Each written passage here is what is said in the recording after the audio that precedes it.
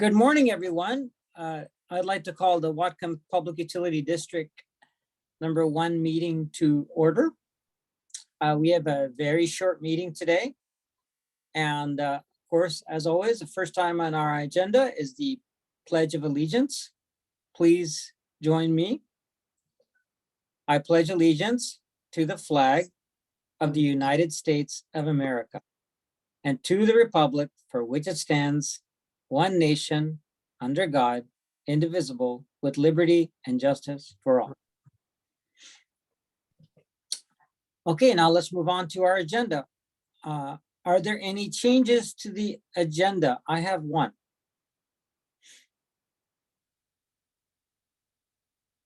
None from staff. Chris, I'd like to suggest that we delete the WPUD succession discussion and replace it with a quick discussion on the drought. Well, I would suggest that we keep the WPUD succession plan discussion, and it's going to be pretty brief, I believe, and that we add the discussion on the drought. Okay, so you think there's some urgency to the WPUD discussion? Okay. I know that there's a deadline of July 31st for that, and this is the only time we're going to meet. Oh, I had no idea. Thank you for bringing that up, Chris and Jamie. Okay, so I guess I'm adding a third item under new business, which is the drought. Sounds good. I'll go ahead and make that motion to change the agenda to add a third item under new business, which is discussion of the drought. I'll second. There's a motion and a second. All those in favor, please signify by saying aye. Aye. Aye, and that motion passes. Okay, let's move on to the agenda. So I believe the first, let me just check the agenda real quick. It would be approving the consent agenda, Commissioner. All right, okay, thank you. So for the consent agenda, we have the minutes and the claims for today, minutes of last meeting and the claims for today. Any discussion? I have a question about the claims. And just trying to ask more questions about the claims to learn more about what's going on. So just kind of went with one of the highest items. I think it might actually be the highest, which is the $50,000 for the cameras for the Ferndale. I believe it's the Ferndale substation. I can pull up the claims here so I can get the exact title. Everything gets a little messed up when I'm only on the computer. And if Annette knows what I'm talking about, she can jump in here, but claims request for commissioners. Sorry, I didn't have this. That's okay. Totally pulled up. Everything gets a little wonky when we're. Yeah, I agree. All these tabs open. Okay, so it's a $50,000 item, so it's pretty big on there. $50,000 for gateway controls, E26 Ferndale sub cameras. Can you just tell us about that? I can give you a real high level. I know Brian has all the details, but what we were doing was adding security to the Ferndale sub, and basically puts cameras up there, controls on the gate, automatic movement on the gate, all that kind of stuff. So beyond that, Brian, do you have any details? Well, no, other than that's our typical procedure with the substations now. It's to secure them, and cameras are part of that. And particularly for the Ferndale substation, we're adjacent to ball fields and recreational activities that are conducted in those fields there in Ferndale. So we're pretty exposed there. So we felt it necessary to beef up our security for that substation in particular. And in the last 4 years, there have been a number of substation incidents which have risen to national attention, including 2 in North Carolina. And then there was a series of them down in Tacoma and Olympia. There were 5, I think, break-ins this year. And we're not saying that we're a target, but should we be a target, we'll at least have early warning that it's happening and visual evidence to give to the police to help if it does ever happen. So You know, it's a reasonable precaution. Commissioner Grant, are you also kind of asking for the amount of, because I mean, many of us have purchased cameras for this kind of purpose in the past, and they're a lot cheaper. So I'm assuming there's what we're paying for a systems integration of some kind and recording data, as well as some kind of more sophisticated tools for activating cameras or whatever. I'm just curious, why are these cameras so much more expensive? It actually integrates into our SCADA system, so the information is brought back on the fiber, and we had to do a lot of programming. But the other part is just the automatic gates are not cheap. I mean, you want to put one of those in, and that costs some money. Why do the automatic gates make the substation safer? Basically, you don't have a mechanical lock to cut. You have to derail it, and it takes a couple of minutes longer to get in, and that's that's what you want to do. You want to make your facility harder. You know, to make it impossible to get in would be horribly expensive. We wouldn't want to try that. So you want to just have layers of these things to slow the thieves down. They're not in this because it's hard work. They're in it because they perceive it's easy work. So you want to make yours is harder than anybody else around you. It also gives us, with those automatic gates, it's key card entry, so it records the comings and goings, who's been in the substation, who's authorized to be in the substation and not, this type of thing. And eventually NERC will, as part of NERC compliance, in fact, if you're at a level 2 NERC security compliance, you're required to have that kind of logging automatic at every facility. Mhm. So we're complying with some NERC security requirements that don't apply to us, but they're actually best practice. So we're a little bit ahead of the curve. Okay, I mean, I figured it was sort of industry standard at this point based on the headlines we've all been seeing. But it's a big ticket item, so wanted to bring the conversation out into the open. And I guess my last question is this is a one-time cost, or are we paying an annual kind of fee then to gateway controls, I believe it's called, or are they providing some sort of a continuous service, or is this a one-time fee? There are licensing fees involved that will be an annual fee. Paul Sigmund could tell you what the price of those licenses are. I don't have that at hand. I can find out for you if you'd like. But with anything that's programmed nowadays, there's a licensing fee. That's how they get you. Right. Okay. Annual updates, etc. Okay. And Paul, Well, I mean, yeah. Oh, I see, Paul. And we don't need to, make this a super long discussion, but just trying to learn a little bit more about what's happening under the hood here. But Paul, do you have something to add? Can you hear me now? Yeah.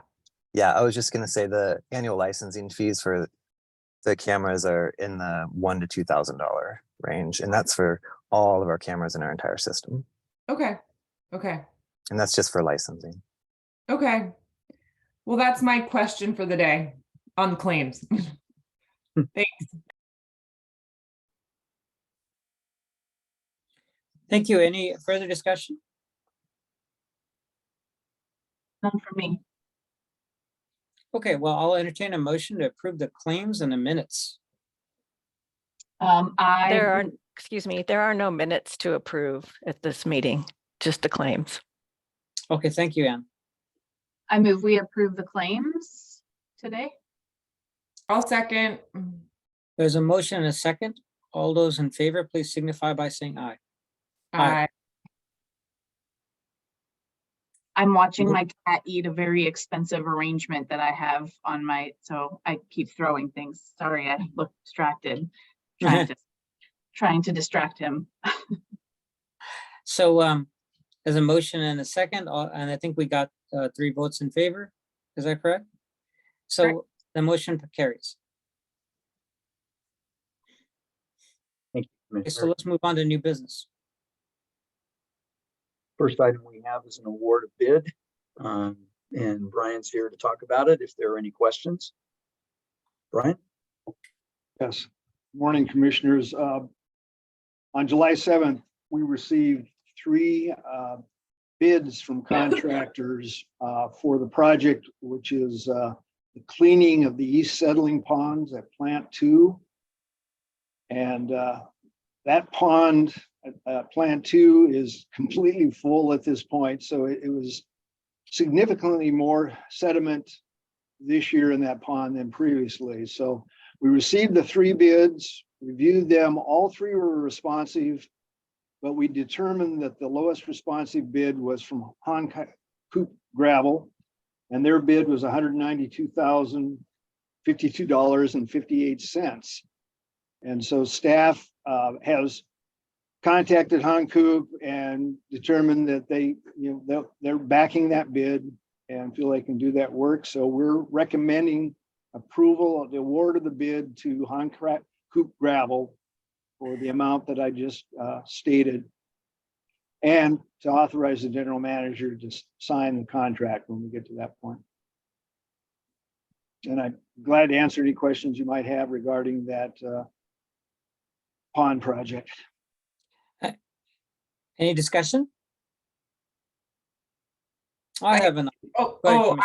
I was just gonna ask why, I'm always just curious with these estimates, especially with all the craziness that's happening right now with supply chain and inflation, why our estimate was 100,000 and change over what we ended up going with. And if y'all thought, have any factors that you think explain that.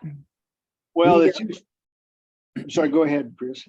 I was just going to say, we clean these ponds out pretty regularly. In fact, almost every year we clean at least one pond. The one that we had cleaned out last year was the adjacent pond for this. And what we based the budget on was the actual award prices that were issued for that pond. So we had some, so in answer to the unspoken question, yes, this is all about kind of the crazy bidding. So we ended up with what appeared to be some high prices from last year. We budgeted on that, and now we've got some hungrier contractors, which is great news.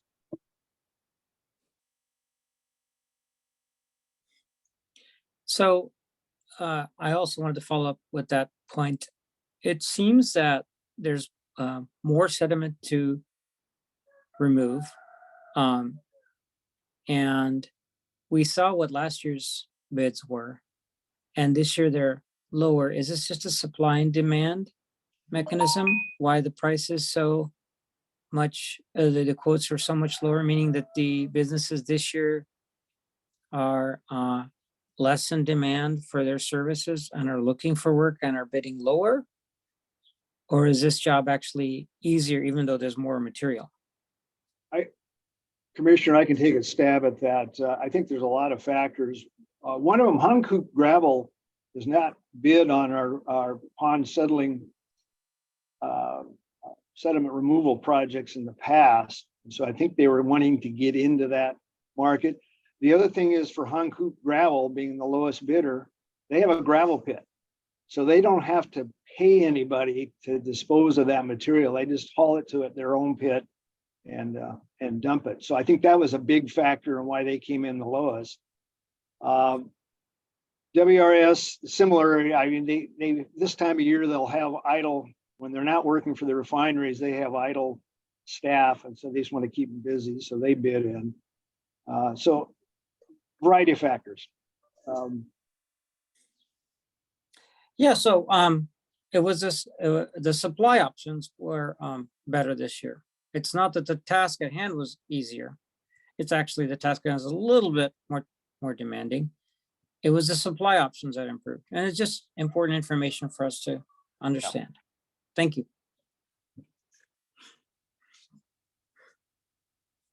Okay, there's a request for a motion to approve the bid from Hankook Gravel for the cleaning of the settlement pond.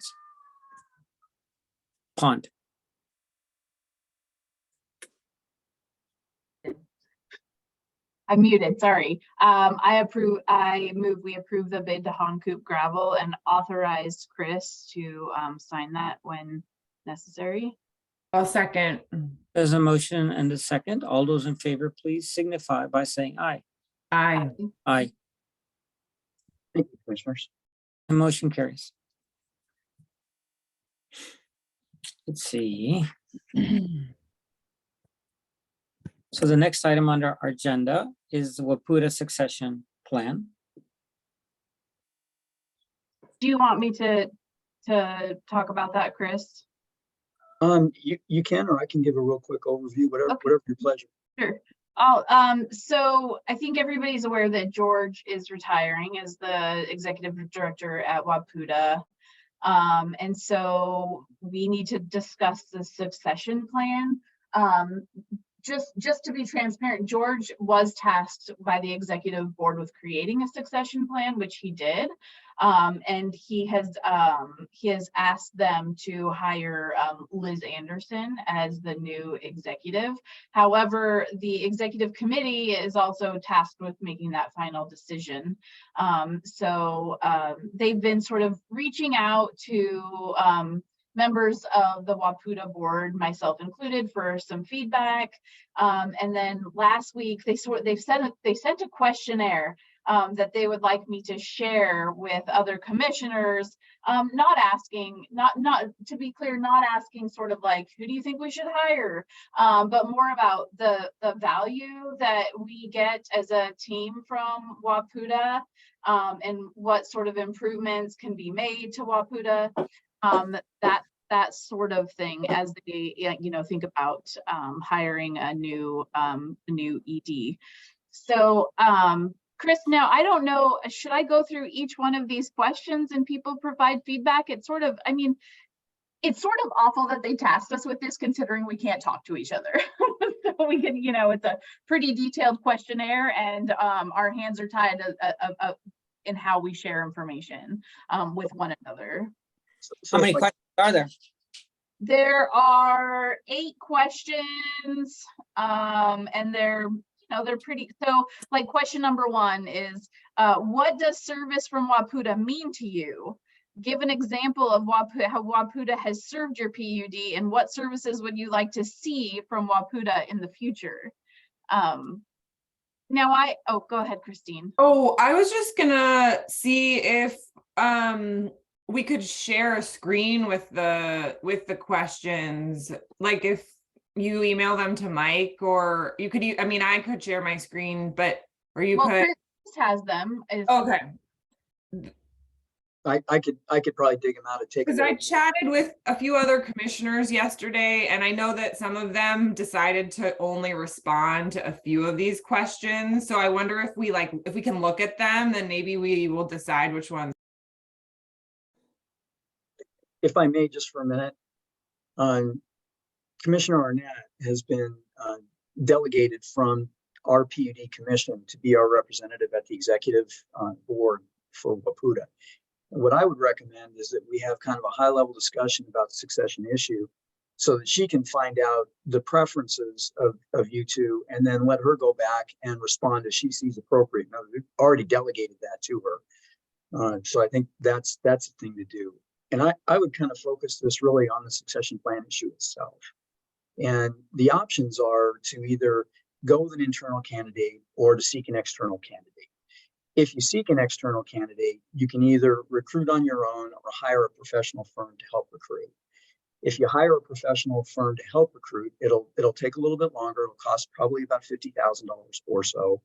And that's kind of what you get. The question I would ask is, everybody knows Liz, everybody knows George, everybody knows our relationship with Wapuda and how we've grown in that, and will continue, and it'll change over time. And if you're convinced that we could find someone who's materially better than Liz, then we should look outside. If you're convinced that going outside is merely to go through the exercise to say, hey, we look nationwide and the best we could find was Liz, then and she is really a world-class candidate. If that's the desire, that you want to just leave no stone unturned and use a third party, that's fine. My recommendation, I think this is fairly consistent from all the GMs, is that you may find someone out there who's as good as Liz. And my question would then be, why would we spend time and effort and money chasing after that? So that'd be the GM's input to the whole thing.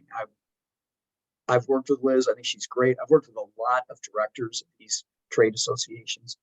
Liz is really, really good. George is really, really good. So, I think that this is a nice answer.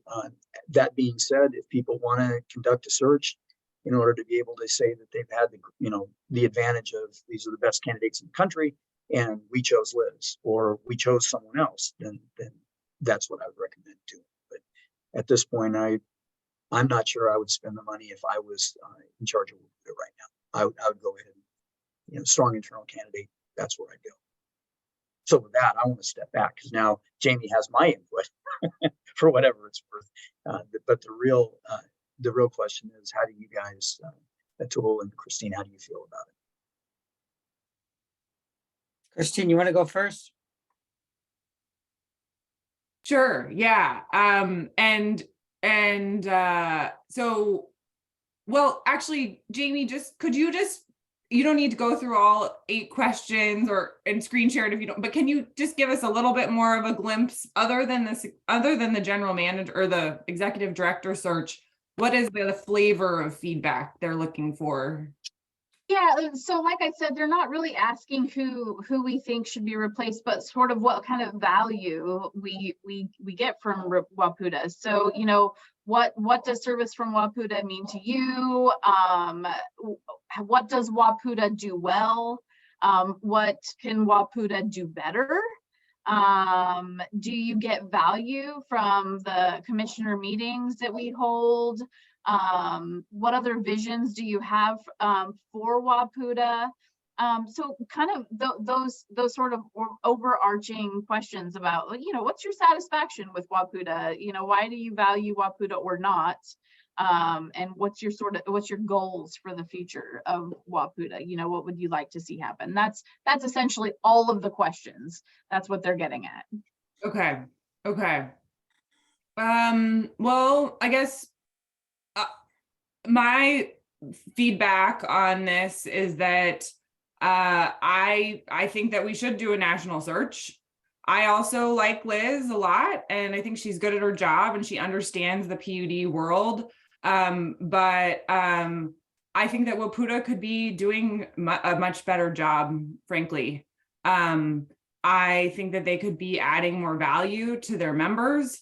I think that some of their programming has sort of become stale, and I think that they're at a really hard time right now with just the demands, especially that are being put on the electric utilities, the PUDs that offer electricity service, and especially in the legislative session. I think that there's sort of a growing divide between some of the PUDs in terms of where they stand on certain issues legislatively. And so I think that Liz definitely has great leadership potential, but I think that this value of going through the process of seeing, what other candidates are out there, developing an interview guide, sort of understanding what our values are as an organization, is really valuable. And it's especially valuable to Liz if she does become the executive director, that she went through a rigorous process and came out on top. So I don't think that that's just a worthless exercise if we do a national search and Liz is selected. So to me, it's one of the most important decisions that the executive board will make for WAPUDA, and foregoing a process, I think, is it's not responsible to our ratepayers and our communities that we represent, in my opinion. So I would recommend doing a search. So my comments are more about process than the outcomes. And so the first thing is I'm just thinking about it's end of July. And our commission for the first time is being asked to weigh in by the end of July on a process for addressing George's retirement at the end of this year. Now we know how long and how involved the process for identifying a new GM for Whatcom PUD was. Waputa is bigger. There's people are spread out. Yes, we have got modern technology, but people need to meet other people in discussing these issues. It's realistic to say that it's quite a tall order to go through a proper analysis and search process to find someone new by the end of this year. So I'm just recognizing that. Another thing is that, let's talk about individuals. I think highly of Liz. I can't think of a thing I don't like about Liz at this particular moment. In a lot of ways, I think she might be an improvement over George. Having said that, that's not the point to me. It's not like, for me, the goal isn't picking better than Liz at all. The goal is to identify what the needs and wants of our commissioner community are and translating those into a job description and figuring out who best satisfies that job description. And in some ways, this survey could be seen as something that starts that process. But I think the questions themselves might, depending on what these questions are, might need to be broadened. They might need to be narrowed. I don't know. I haven't had a chance to review it. So I would like to see a process that begins with, so what is it we really want? Which starts with what services do we want Waputa to provide? That's a good starting point. And then culminates sometime, probably not in time for a search, early next, or by the end of, maybe that's what happens by the end of the year. And then after the end of the year, we make a decision, is it worth for the executive board to consider? I mean, the executive board is the one who makes the decision. We're not represented in that capacity. It's the bigger PUDs that have more of a voice as far as that goes, which is fine. It's the governance of Waputa. I'm fine with that. The reality is, though, that I think a practical way to address this problem would be to name Liz as an interim and have another decision point in a year from the end of this year, whether it's beneficial to explore outside the boundaries of Waputa staff for a permanent executive director. That gives Liz a year to manage a transition.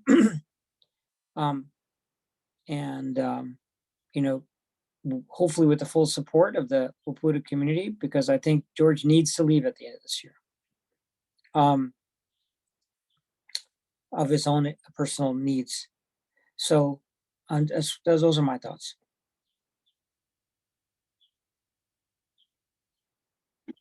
Thank you for sharing those thoughts. I want to reiterate that they're not asking whether or not they should hire Liz. That's not the question.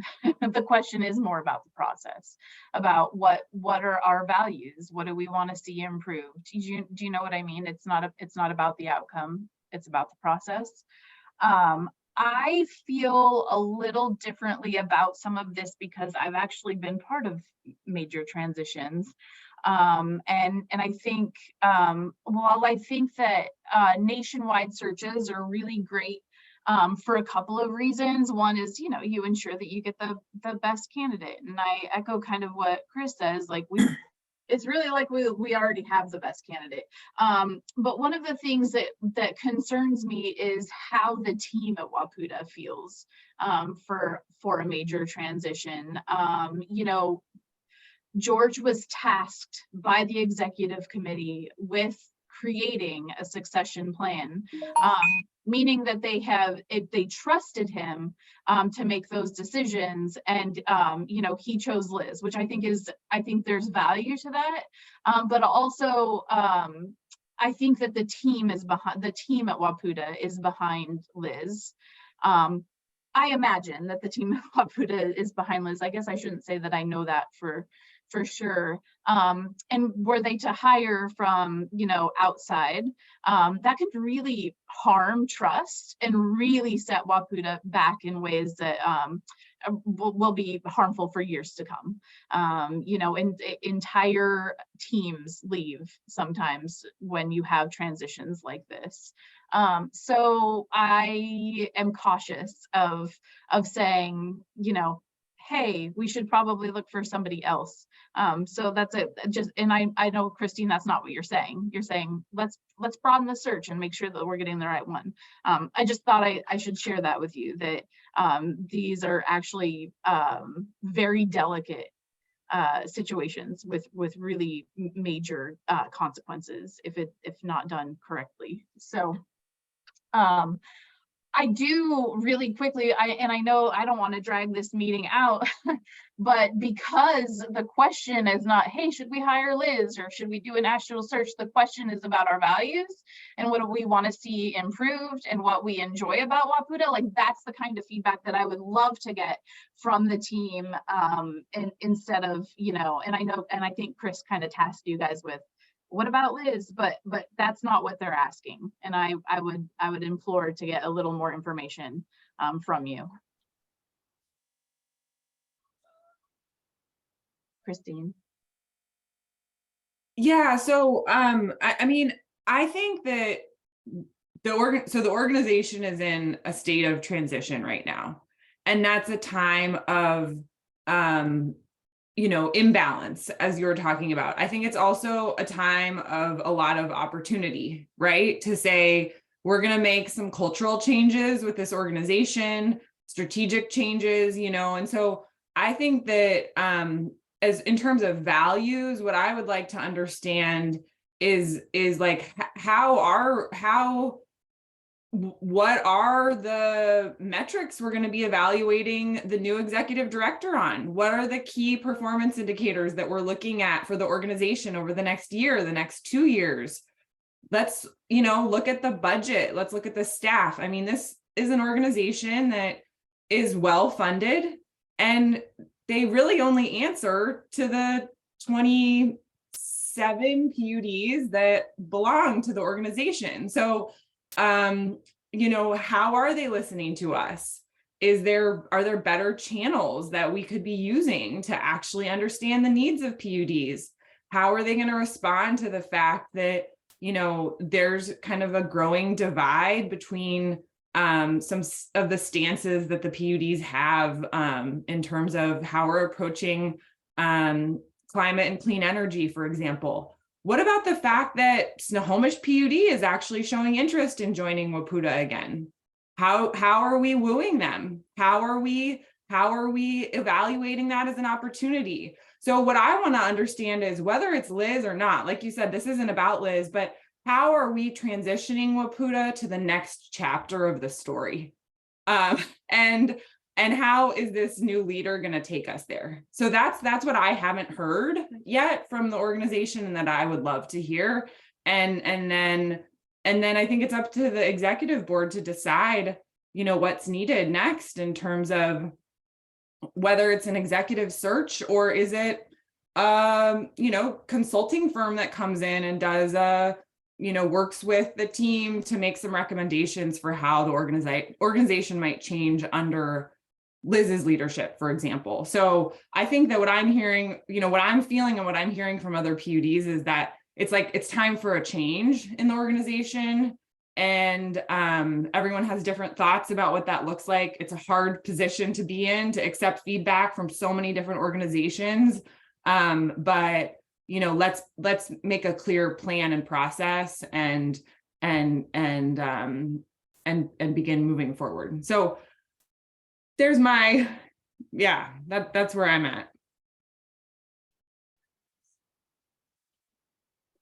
Chris, you want to say something? I just wanted to go back to where I started on this a little bit. The issue here is we need to get information back to Wapouta fairly quickly. So I would simply ask Commissioner Deshmani and Commissioner Grant if you're okay with Jamie carrying the message that you you two have given, and let her run with that. If you want more detailed input, I think what we'll have to do is maybe I could send out the questionnaire, you get it back to me, I'll work with Peter, we'll figure out some way to consolidate and get back to Jamie, and she can use that as a basis of response. Those are kind of the two main branches of options that I see here. So if you're comfortable that you've given Jamie the input and she can run with it, then I think that should be the recommendation. If you want more input or more detailed input, then I need to get some information out to the two of you and consolidate it back and get that to Jamie so she can act on it. Yeah, thank you, Chris. That's I think that's I would prefer that we get the questionnaire and then you guys can figure out how to collate that information. I'm not expecting 100% fidelity, but I haven't seen the questions, so I'd like to see the questions. Maybe give us a deadline for when we need to give you input by. Probably it's a short.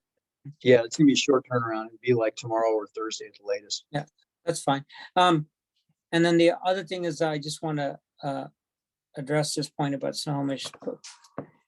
And then also a quick comment about history. I'm not going to go into it, but let's just all remember, we're all three relatively new commissioners. Prior to us, there was one commissioner who spent some time at Wapouta, and that was Mike Murphy. But in general, our commission wasn't very present at Wapouta, certainly in relation to the other commissions in Wapouta. So there's a lot of institutional memory and history that we don't have access to. And Wapouta is currently an organization where commissioners have been around for a very long time. That's starting to change. The turnover rate at Wapouta is increasing. And on top of it, there's a lot of new commissioners, period, because a lot of the commissioners that were there when the big tumult happened at Wapouta, which is now over a decade ago, that nearly collapsed the organization happened. And so some of you may have heard some stories about that. I'm no expert on it because I wasn't around then, and I'm hearing things secondhand or hearsay. But George's major accomplishment was putting the PUD Association back on level playing field or a healthy place where whatever conflicts that were occurring that risked the organization were mitigated. So I want to say that the bias towards stability of organization has to have had an impact on George's tenure, and it's something to think about as Commissioner Grant is pointing out, the need for a new chapter for Wapouta. It's good to let go of some of that now and recognize we have an opportunity to forge a new, more dynamic future that is some institutional inertia and memory, while still incorporating from the past. And that's a tall order. I'm not saying I've got that figured out at all. But I'm just bringing those points up. And Snohomish PUD is a 300-pound gorilla. And so how to incorporate them without not having them dominate the conversation is also an important consideration, and something that George has been, I'm sure, painstakingly considering and evaluating. There's almost like a special project, special exploratory committee that needs to happen specifically to figure out how you would reintroduce Snohomish PUD back into the fold. It's a very interesting topic. So main thing, this is just general stuff, but the main thing I want to say, I want to see the questionnaire. I won't have any opportunity. 24 hours is fine. I'm not going to spend a lot of time in the response, but I'd like to see the questions so that Jamie has something to work on as far as my input. Peter. Yeah, thank you. And Chris and I can work on it too, but one thing we're going to have to acknowledge is that it won't be, just due to open public meetings, it won't be a unified statement of the commission. That doesn't mean that Commissioner Arnett can't, represent this discussion, certainly, because this was an open session. And we'll have to think, Chris, about how this can be presented in a way that's consistent with that aspect of our compliance. So the only other thing that I want to point out here is that if Commissioner Arnett, especially if you want to contact Commissioner Murphy, you can. There's no quorum because he's not an elected official anymore. And, if you've got any question about what happened, he was there. I was on the outside. I was working for Seattle City Light and Snohomish PUD when that whole thing went on. So I was peripherally aware of it, but literally from the outside. Mike would be much more informed as to what actually happened if you're interested. And he's very available. You could give him a call and he'd be happy to talk to you about it. Thank you. It's a good idea. And I hazard to offer, but if you have a good hour for a phone conversation with Chris Stearns, he's a wonderful man, but when you start talking to Chris, the conversation could go on. So just be ready for that. He was my mentor, and he was around for all of that. That's why I'm bringing that up.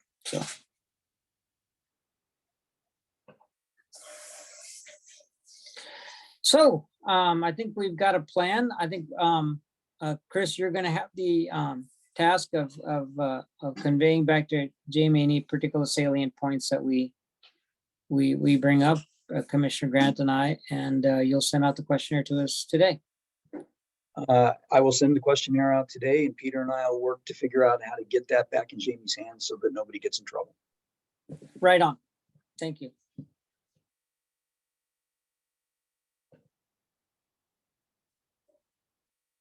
And just to summarize it, the worst case scenario is from my perspective, is still a good outcome in terms of product. I don't know if you understand what I mean, but if we don't have kind of a careful, systematic approach to evaluating who's the new executive director, Liz is certainly a very competent individual. I guess I just want to be clear with Peter before we move on from this, though, that any information that I get that you gather from the questionnaires is information that wasn't gathered during an open public meeting. So that is an issue for us, sort of like collating that information and then me submitting something entirely. Is that correct? Yeah, I think the way I think about this is, so you have what you have here is a general discussion that you can represent that as, with you being delegated this role, that can be representative, I think, of the commission. We'll just have to think, and I'll have to talk with Chris and work with you on this next phase. It might be more in the nature of specific comments that individual commissioners, the commission is not going to, in other words, the commission is not, as I understand it, going to take this information, bring it back to the body and then vote on it. That's not going to happen. So we have to figure out what the second part is and how that's represented. And I think we can do that, but it might be more in the nature of some individual representations about what the responses are, rather than the commission as a body authorizing a full statement on these particular questions. Thank you. Right. I think we have to characterize it as additional guidance that can be provided, but Jamie will be free to act because it's been delegated to her appropriately. Got it. Commissioner Grant. I would just some feedback, Chris, for putting agendas together in the future, is that with these discussion items, and I realize I've contributed to this problem too, is that a quick memo just teeing us up a little bit more for what we're talking about, or like having the questions beforehand, saved this from happening. So so I'd say more is more. With the agenda items like this, just because it gives us time to think through. Right, if we had seen the questions, Christine, before this meeting, then we could have given Jamie specific input from seeing the questions, and then it would have been completely appropriate. Now, we don't have the opportunity to have another meeting before you've got to respond, Jamie, so. Well, I'll go ahead and react to that. I think had we sent out the stuff ahead of time, even if I had given a good characterization of it, we would not have had this robust a discussion. That in fact, in some ways, it was much better to catch you guys cold and get, you know, honest, immediate feedback and let you guide the conversation as opposed to me attempting to frame it and guide it. I like the outcome that we've got here today. It took longer than we thought, but it was, I think, an extremely productive conversation. Chris, I'd have to disagree with that in the most profound and deep way I can possibly express that. None of us as professional as executives in certain capacities, I've certainly been in that capacity many times, will say, I never like to be caught surprised on any decision that I'm making. I want all the information I can get as soon as possible. And then I have the option of ignoring information, which sometimes I do because of time, and sometimes I do because I didn't get it. But in the future, I would like you to provide as much information on important matters of deliberation to the commission as soon as possible. I agree. So noted.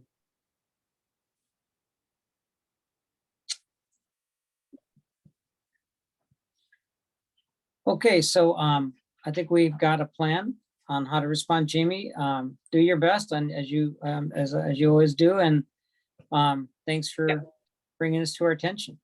Thanks. And yeah, as we've done with these before, we trust you. So I might not provide that much written feedback once I get the questions. I feel like I've shared what my general stance, but I did get a lot of good feedback from both of you today, commissioners, and I've taken notes. So thank you for sharing that with me.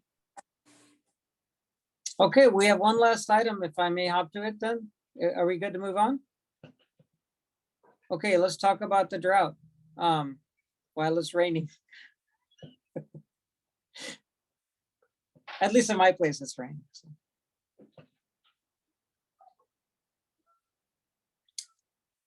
So we have a drought declaration in Washington State in many locations, and Whatcom County has a list. I believe that I didn't quite review everything, but is our county executive and county staff doing anything specifically today on this issue, or is it just a declaration?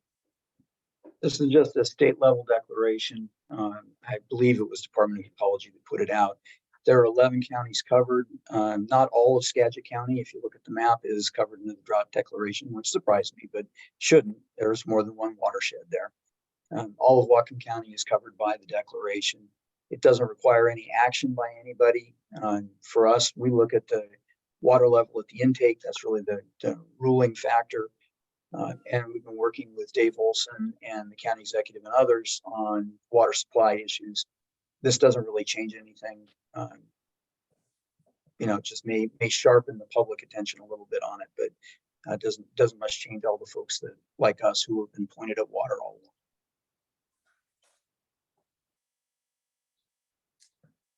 along. Okay, and if is there any further discussion on the subject of the drought? Is this something maybe we can talk more, Chris, before the next meeting, which will be a regular in-person meeting, and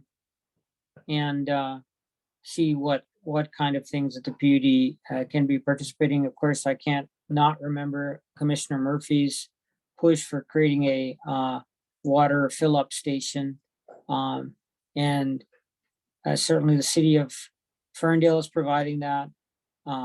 You know, I want to explore that conversation more with you. So I think the issue in this that Commissioner Murphy brought up was that we have the ability to fill tanker trucks and get that over to utilities that are in need. We have established that we can do that, and we've made sure that the small water districts are aware of that through Dave Olson, and he has done that. The second thing is the city of Ferndale established an interconnection with a single water district. And so that's what Ferndale is attempting to help remedy. And I think it's 3 districts that have low well conditions. We were briefed on that in March. So March or April. And so we've been aware of that. And those districts have been offered our assistance already, again, through Dave Olson. And for whatever reason, they have not availed yet. but they know we're there. We're also working with the county executive. We have a proposed interlocal agreement with the county. The county right now is the provider of last resort should any of these districts really fall in hard times. And our ILA would give the county an opportunity to bring us in as an expert so we could say, you know, here's the issue this particular district is facing or the issues, and here's how we can help or what should be done. And then it'll be up to that district and the county to figure it out. But to date, the county has not acted on that ILA. It still resides with staff. Thank you, Chris. Any further discussion on the subject? Well, I have a question. So would this, you know, it's July 25th, would that be considered early in the season to be declaring a drought here in Whatcom County? And, you know, do we have any idea of what that'll look like in September? Well, I'd have to check back. I'm not sure when the last time a drought was declared in Whatcom County. I don't know if this is a frequent occurrence or if this is a very rare thing. It happened a few years ago. Okay. I might add, it's a really good question, Jamie. What we're seeing river conditions right now that typically we don't see till late August, early September. And yeah, it's very unusual. I think what we've seen and what I would suspect is last week we actually broke records for the date in terms of low river levels. And the flows are getting down to what we normally don't see until the end of August. Water temperature last week went over 67 degrees. So that's very unusual for this time of year. Thank you, Brian. That's what I was worried about. And I think as a local government, having a voice in this community, let's talk about at our next meeting what we can do to get the word out to the public, to any entities that may not be aware of the current circumstances, some data, some of that point that you just made, Brian, about water levels and temperature levels. I feel we have a responsibility as the public agency in Whatcom County that spends the most time worrying about water to, if need be, grab a bullhorn and communicate to the county that there is indeed a drought condition and that we should take evasive action as across the board. So I think I want to talk about that at our next commission meeting. How do we respond to this?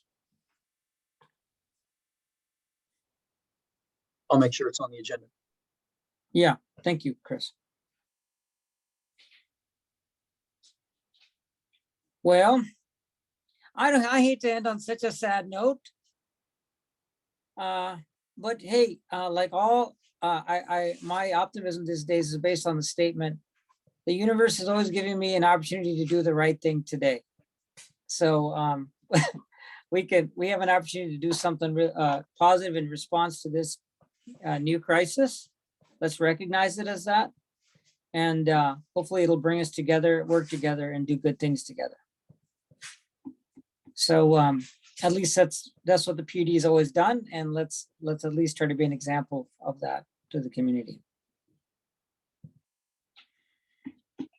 Okay, well, if there's no other business, nothing else for the good of the order, is there anything else? Nothing. I'd like to again commend Peter for bringing up the game today with the suit and tie. And if there's nothing else, let's adjourn the meeting. Thank you all. Thank you. Thank you.